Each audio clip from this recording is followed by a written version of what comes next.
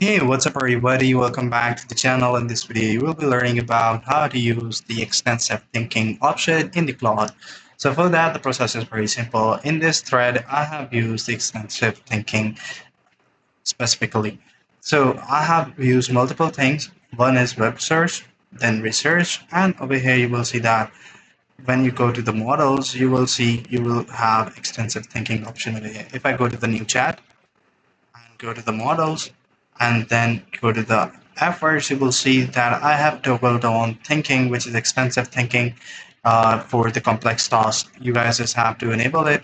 I have already done so, and then I have research about it over here.